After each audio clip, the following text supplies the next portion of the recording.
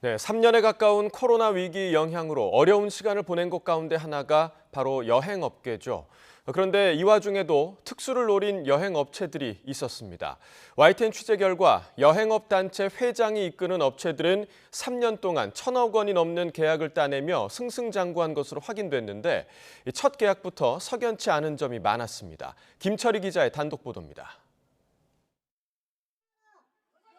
코로나 위기 동안 휴폐업 상태에 놓인 여행사만 어림잡아 4,500여 곳. 코로나19는 여행업계의 말 그대로 직격탄을 날렸습니다. 평생을 업으로 지켜온 회사를 접는 이들도 늘어났습니다. 동거동락하였던 동료들과도 헤어졌습니다. 여행업단체 A 회장은 더는 못 살겠다며 누구보다 앞장서서 지원 확대를 요구했습니다. 오늘도 생존을 위해 몸부림치고 있는 10만여 여행업 종사자와 그 가족들을 대신하여 간곡한 호소를 드리고자 합니다. 도와주십시오. 그런데 YTN 취재 결과 A 회장이 이끄는 업체들은 사정이 달랐습니다.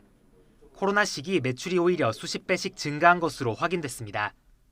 A 회장이 대표로 있는 한 여행사의 경우 지난 2019년 2억 원 수준이던 영업이익이 지난해 25억 원으로 껑충 뛰었습니다. 동생이 대표로 본인은 사내이사로 있는 또 다른 기업 역시 2020년 마이너스였던 영업이익이 1년 만에 43억 원이 됐습니다. 어떻게 이런 일이 가능할까? 두 업체가 지난 3년 동안 전국 지자체나 공공기관 등과 체결한 계약만 225건, 계약 금액은 무려 1,246억 원에 달합니다. 지난 2020년 4월 50억 원짜리 외국인 입국자 임시생활시설 운영 사업을 따낸 뒤 생활치료센터 운영 등 비슷한 형태의 사업을 잇따라 수주한 덕이었습니다.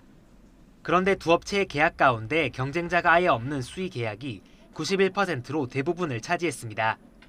처음 임시생활시설 운영권을 딸 때부터 경쟁업체가 없기도 했습니다. 당시 사업을 진행한 담당자는 용역업체 선정을 위해 중수본이 문체부에 도움을 요청했고 이후 문체부가 A 회장이 이끄는 여행업 단체에 추천을 부탁했다고 말했습니다. 처음에는 A 회장 업체 말고도 두 업체가 더 참여 의사를 밝혔지만 이후 고사에 수의 계약이 이루어졌다는 게 담당자의 설명입니다. 그런데 참여를 고사했다던 업체들 입장은 달랐습니다. 제안을 받고 사업을 검토했지만 이미 다른 곳이 선정됐다는 설명을 들어 논의를 멈췄다고 밝히거나 제안을 받은 뒤 명확한 거절의 뜻을 밝힌 적이 없다고 했습니다. 당사자인 A 회장은 억울하다는 입장입니다. 시발점이 된 외국인 임시생활시설 관리 사업의 경우 감염 우려 등을 이유로 참여하겠다는 곳이 없었고 나머지 계약 역시 국내 해당 업무를 할 만한 곳이 없었기 때문에 가능했단 겁니다. 아무도 할 수 있는 사람이 없어서 우리는 목숨 걸고 가서 한 거야, 그게요. 우리는 라이센스를 다 가지고 있었기 때문에 우리는 할 수가 있었던 거지. 대규모 계약을 그것도 경쟁 입찰 없이 특정 업체가 연속으로 따낸 만큼 정밀한 조사가 필요하다는 지적이 나옵니다. 사실은 일벌백계로 다스려야 된다고 생각을 합니다.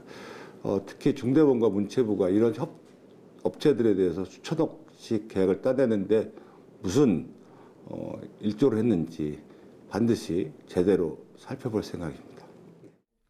또 이번 일을 계기로 감염병 대응을 핑계로 낭비된 예산이 없는지 전수조사가 필요하다는 목소리도 힘을 얻고 있습니다. YTN 김철입니다.